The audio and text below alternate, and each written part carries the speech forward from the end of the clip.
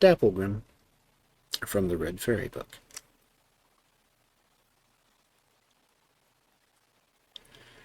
There once upon a time was a couple of rich folks who had 12 sons, and when the youngest was grown up, he would not stay at home any longer, and would go out to the world to seek his fortune.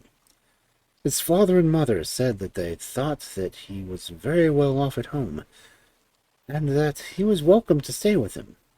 But he could not rest, and said that he must and would go, so at last they gave him leave. When he had walked a long way, he came to a king's palace. There he asked for a place, and got it. Now the daughter of the king of that country had been carried off into the mountains by a troll, and the king had no other children, and for this cause both he and his people were full of sorrow and affliction. And the king had promised the princess and half his kingdom to anyone who could set her free. But there was no one who would go, though a great number had tried.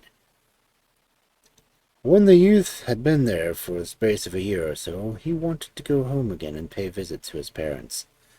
But when he got there, his father and mother were dead, and his brothers had divided everything their parents had possessed between themselves, so that there was nothing at all left for him.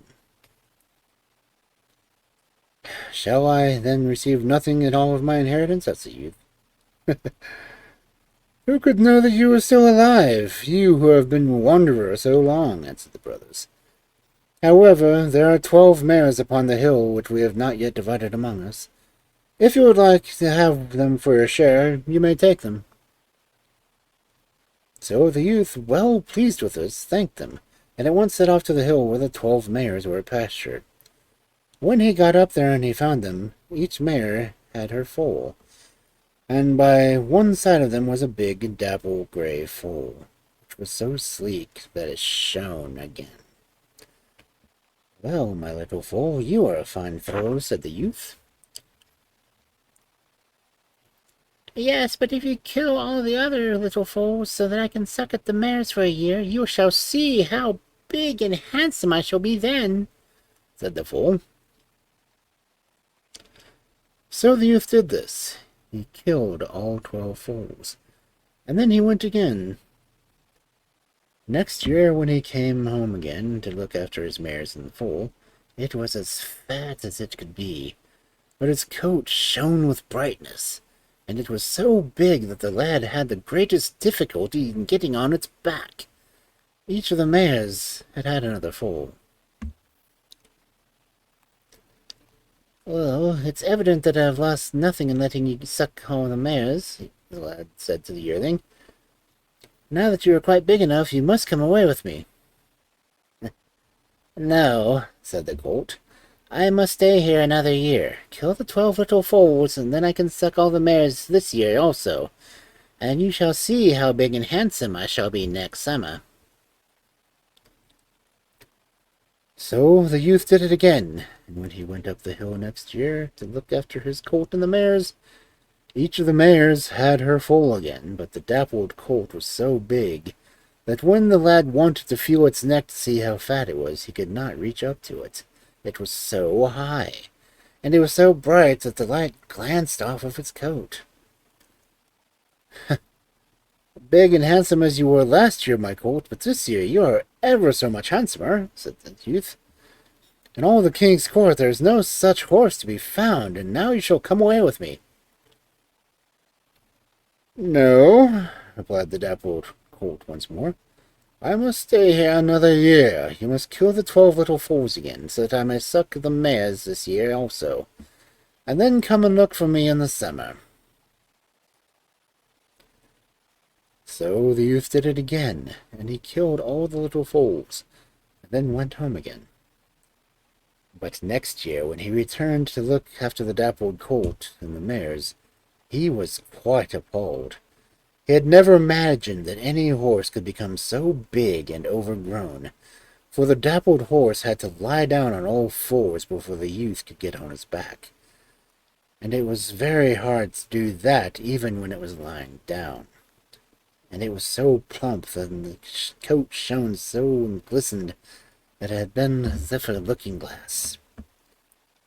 This time the dappled horse was not unwilling to go away with the youth, so he mounted it, and when he came riding to his brothers, they all smote their heads together and crossed themselves, for never in their lives had they seen or heard tell of a horse as that. "If you procure me the best shoes for my horse, and the most magnificent saddle and bridle that can be found," said the youth, "you may all have my 12 mares that are standing out on the hill, and their 12 foals into the bargain." For this year also each mare had a foal. The brothers were quite willing to do this, so the lad got such shoes for his horse that the sticks and stones flew high up in the air as they rode away over the hills, and such a gold saddle and such a gold bridle that they could be seen glittering and glancing from afar. "Now we will go to the king's palace," said Dapplegrim. That was the horse's name. "But bear in mind that you must ask the king for a good stable and excellent fodder for me." So the lad promised not to forget to do that. He rode to the palace, and it was easily understood that with such a horse he had not long in the way. When he arrived there, the king was standing out on the steps, and how did he stare at the man who came riding up! Nay, never in my whole life have I seen such a man and such a horse, said the king. When the youth inquired if he could come to have a place in the palace, the king was so delighted that he could have danced on the steps where he was standing, and there was the lad was told that he should have a place. "Yes, but I must have a good stable and the most excellent fodder for my horse." So they told him that he should have sweet hay and oats, and as much of them as the dappled horse chose to have, and all the other riders had to take their horses out from the stable that Dapplegrim might stand alone, and really have plenty of room. But this did not last long, for the other people in the king's court became envious of the lad, and there was no bad thing that they could have not done to him that he had but dared. At last they bethought themselves of telling the king that the youth had said that, if he so chose, he was quite able to rescue the princess, who had been carried off to the mountains long ago by the troll. The king immediately summoned the lad into his presence, and said that he had been informed that the lad had said this was in his power, and to rescue the princess. So now he was to do it. If he succeeded in this, he no doubt knew that the king had promised his daughter and half the kingdom to anyone who set her free, which promise should be faithfully and honorably kept. But if he failed, he should be put to death. The youth denied that he had said this, but all to no purpose, for the king was deaf to all his words, so there was nothing to be done, save that he would make the attempt. He went down to the stable, and was very sad and full of care. Then Dapplegrim inquired why he was so troubled, and the youth told him, and said that he did not know what to do. For as far as setting the princess free, that was downright impossible. "Oh, it might be done," said Dapplegrim. "I will help you, but you must have me well shod. You must ask for 10 pounds of iron and 12 pounds of steel for my shoeing, and 1 smith to hammer and 1 to hold." So the youth did this, and no one said nay. They both got the iron and steel and the smiths, and thus Dapplegrim stood shod strongly and well, and when the youth went out of the king's palace, a cloud of dust rose up behind him. But when he came to the mountain which the princess had been carried, the difficulty was to ascend the precipitous wall of rock by which he has to get to the mountain beyond. For the rock stood right up on end, as steep as the side of a house, and as smooth as a sheet of glass. The first time the youth rode up it, he got a little way up the precipice, but then both Dapplegrim's forelegs slipped, and the horse came down with rider and sound like thunder among the mountains. The next time that he rode it, he got a little farther up, but then one of Dapplegrim's forelegs slipped, and down they went for the second of a landship. The third time Dapplegrim said, "Now we must show what we can do," and went it again once more till the stones sprang up sky high, and thus they got up. Then the lad rode into the mountain cleft at full gallop, and caught the princess on his saddle bow, and then out again before the troll even had time to stand up. And thus the princess was set free. When the youth returned to the palace, the king was both happy and delighted to get his daughter back again, as easily may be believed, but somehow or other the people at the court had so worked on him that he was angry with the lad as well. "Thou shalt have my thanks for setting my princess free," said he, when the youth came into the palace with her, and was about to go away. "She ought to be just as much of a princess as she is yours now, for you are a man of your word," said the youth. "Yes, yes," said the king. "Have her thou shalt, as I have said, but first of all, thou must make the sun shine into my palace here." For there was a large and high hill outside the windows, over which shadowed the palace so much that the sun could not shine in. "That was not part of our bargain," answered the youth. "But as nothing that I can say will move you, I suppose I shall have to try to do my best, for the princess I will have." So he went down to Dapplegrim again and told him what the king had desired. And Dapplegrim thought that it might be easily done. But first of all he must have new shoes, and 10 pounds of iron and 12 pounds of steel must go into the making of them, and 2 smiths were also necessary once more, one to hammer and one to hold. And then it would be very easy to make the sun shine into the king's palace. The lad asked for these things and obtained them instantly, for the king thought that for very shame he could not refuse to give them. And so Dapplegrim got new shoes, and they were good ones. He seated himself upon him, and once more they went their way. And for each hop that Dapplegrim made, down went the hill 15 ells into the earth, and so they went on until there was no hill left for the king to see. When the youth came down again the king's palace, he asked the king if the princess should be his at last or not, for now no one could say that the sun was not shining into the palace. But the other people in the palace had again stirred up the king, and he answered that the youth should have her, and that he should have never intended that he should not. But first of all he must get her quite as good a horse to ride to the wedding on as which he had himself. The youth said that the king was never told him that he had to do that, and it seemed again that he had now really earned the princess. But the king stuck it so what he had said, and if the youth was unable to do this, he would lose his life. The youth went down to the stable again, and very sad and sorrowful he was, as anyone might as well expect. Then he told Dapplegrim that the king had now required that he should get the princess as good a bridle horse as that which the bridegroom had, or he should lose his life. "But that shall be no easy thing to do," he said, "for your equal is not to be found in the world." Yes, there is one to match me," said Dapplegrim, "but it will not be easy to get him, for he is underground. However, we will try.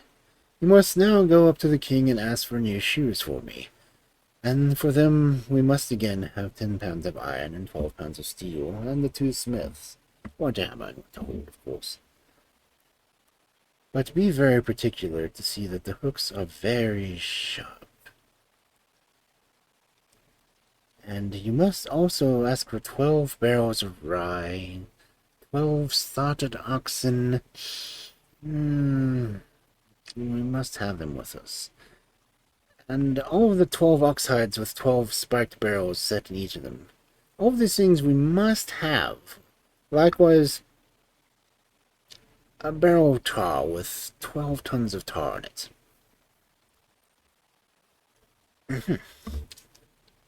The youth went to the king and asked for all the things that Dapplegrim had named, and once more, as the king thought it would be disgraceful to refuse them to him, he obtained all of them.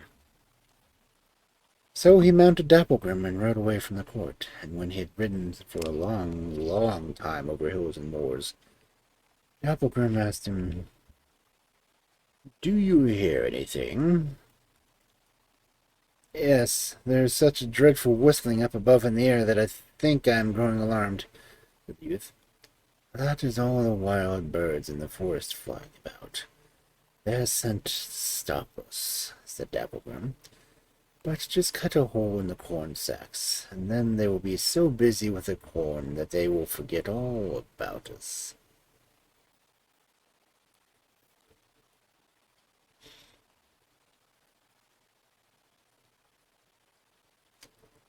The youth did it. He cut holes in the corn sacks so that the barley and rye ran out on every side. And all the wild birds that were in the forest came in such numbers that they darkened the sun. But when they caught sight of the corn, they could not refrain from it, but flew down and began to scratch and peck at all the corn and rye, and at last they all began to fight among themselves, and forgot all about the youth and Dapplegrim, and did them no harm.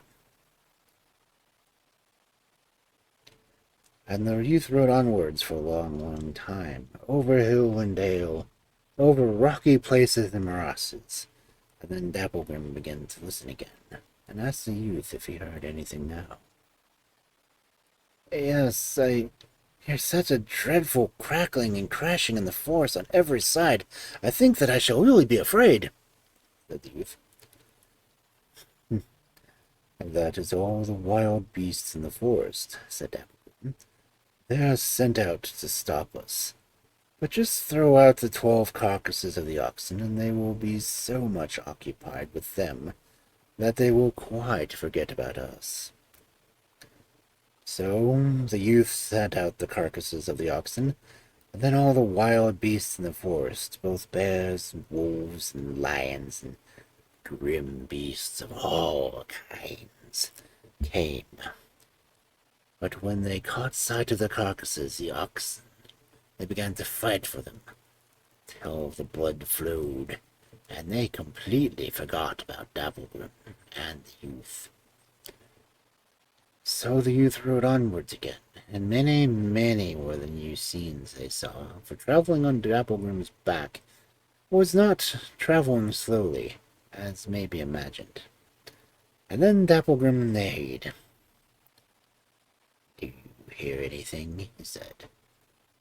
"Yes, I heard something like a foal neighing quite plainly, a long, long way off." "That's a full-grown colt," said Dapplegrim, "if you hear it so plainly when it's so far, far away from us." So they traveled onwards a long time, and saw one new scene after another once more. Then Dapplegrim neighed again. "Do you hear anything now?" he said. "Yes, now I heard it quite distinctly, and it neighed like a full-grown horse," said the youth. "Yes, and you will hear it soon again, very soon," said Dapplegrim. "And then you will hear what a voice it really has." So they traveled on through many more different kinds of countries, and then Dapplegrim neighed for the third time. But before he could ask the youth if he heard anything, there was such a neighing on the other side of the heath that the youth thought the hills and rocks would be rent to pieces. "Now there he is," said Dapplegrim. "Be quick and fling me over to the ox sides to the other side of the spikes of them. Throw the 12 tons of tar over the field, and climb up on the great spruce fir tree. When he comes, fire will spurt out on both sides of his nostrils, and then the tar will catch fire.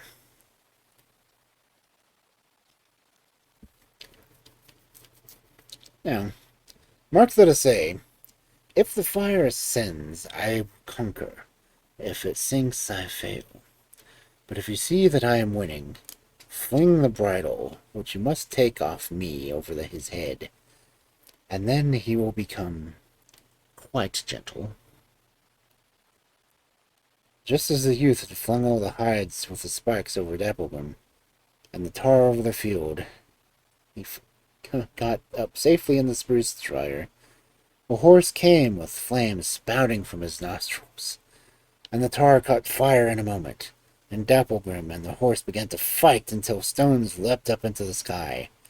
They bit and they fought with their forelegs and their hind legs, and sometimes the youth looked at them.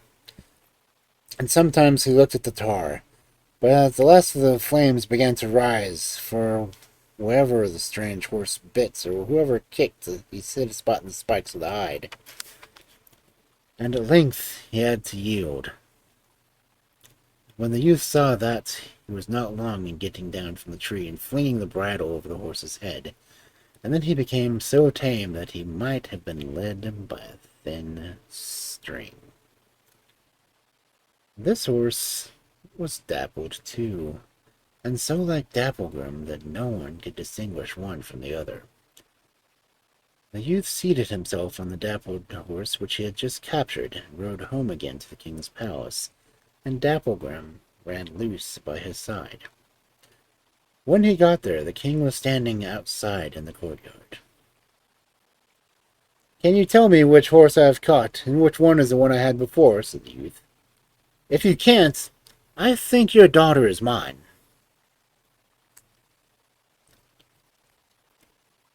The king went and looked at both the dappled horses. He looked high, and he looked low. He looked before, and he looked behind. But there was not a hair's difference between the two. "No," said the king, "I cannot tell thee, and as thou hast procured such a splendid bridal horse for my daughter, thou shalt have her. But first we must have one more trial, just to see if thou art fated to have her.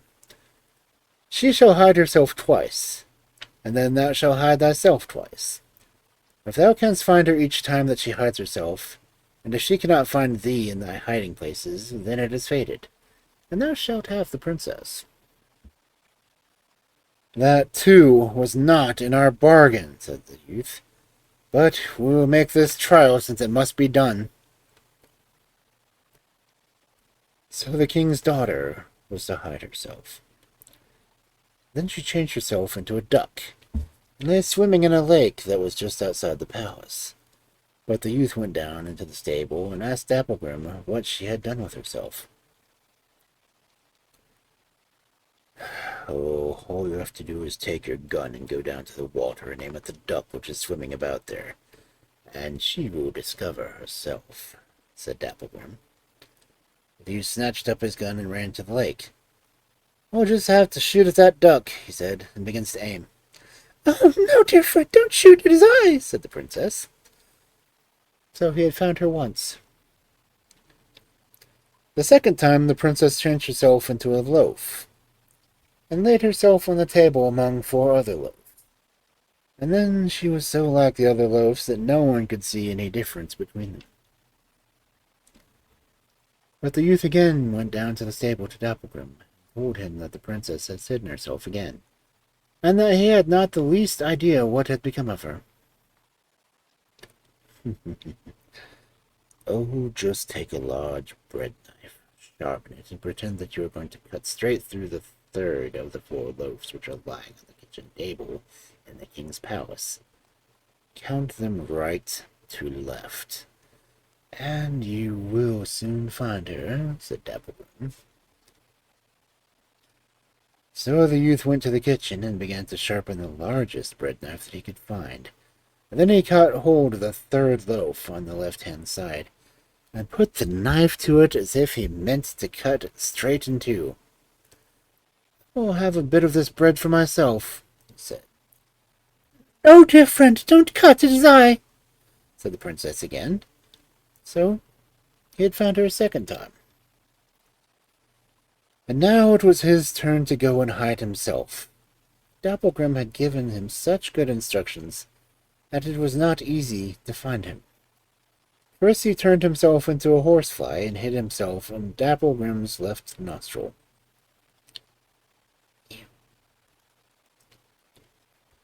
The princess went poking about and searching everywhere, high and low, and wanted to go to Dapplegrim's stall too, but he began to bite and kick about, so she was afraid to go in there with him, and could not find the youth. "Well," she said, "I am unable to find you. You must show yourself." Whereupon the youth appeared, standing there on the stable floor. Dapplegrim told him that he was to do the second time, and he turned himself into a lump of earth, and stuck himself between the hoof and shoe of Dapplegrim's left forefoot. Once more the king's daughter went and sought everywhere, inside and out, until at last she came to the stable, and wanted to go into the stall beside Dapplegrim. So this time he allowed her to go in, and she peered about high and low, but she could not look under his hooves, for he stood much too firmly for his legs to do that, and she could not find the youth. "Well, you'll just have to show yourself where you are, for I can't find you," said the princess. And in an instant the youth was standing by her side on the floor in the stable. "Now you are mine," he said to the princess. "Now you can see that it is fated that she should be mine," he said to the king. "Yes, fated is it," said the king. "What is, must be." Then everything was made ready for the wedding, with great splendor and promptitude, and the youth rode to church on Dapplegrim, and the king's daughter on the other horse. So everyone must see that they could not be long on their way there.